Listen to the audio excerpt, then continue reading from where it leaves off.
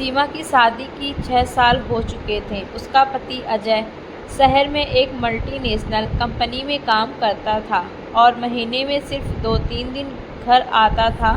एक शांत गांव की हलचल भरी दिनचर्या में सीमा अकेली पड़ चुकी थी।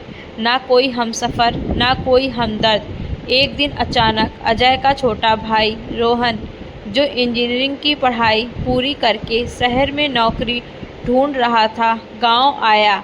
माँ बाप तो थे नहीं, इसलिए रोहन सीधा अपने भैया भाभी के घर आया। सीमा ने उसे हमेशा एक छोटे बच्चे की तरह देखा था, लेकिन अब वो 25 साल का समझदार और सुलझा हुआ युवक बन चुका था। अकेलेपन की दरारें भरने लगी, लेकिन सीमा भीतर ही भीतर जूझ रही थी।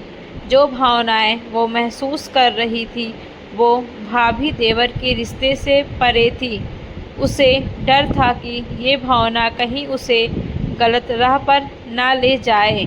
वहीं रोहन भी सीमा के लिए एक विशेष अपनापन महसूस करने लगा था, लेकिन उसका सम्मान कभी कम नहीं हुआ। एक रात बिजली चली गई। मोमबत्ती की रोशनी में सीमा और रोहन बरामदे में बैठे बातें कर रहे थे। उसी दौरान सीमा की आंखों में आंसू बहने लगे। वो बोली, मैं थक गई हूँ इस अकेलेपन से। मुझे अपने जीवन में किसी के होने का एहसास चाहिए।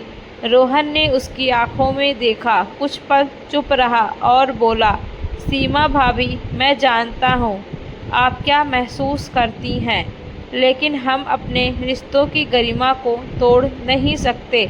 आप मेरी भाभी हैं और मैं चाहता हूँ कि आप खुश रहें, चाहे किसी भी रास्ते से। एक नया निर्णय। सीमा को उस रात नींद नहीं आई। अगले दिन उसने अजय को फ़ोन किया और अपनी भावनाओं के बारे में खुलकर बताया। अपने अकेलेपन, अपनी बेचैनी और अपने अंदर के तूफान के बारे में। अजय ने पहली बार उसकी भावनाओं को गंभीरता से सुना। 2 हफ्ते के अंदर उसने अपनी ट्रांसफ़र गांव के पास ही करवा ली। अजय वापस आया और सीमा के जीवन में फिर से एक नई सुबह उग आई। रोहन का विदा होना।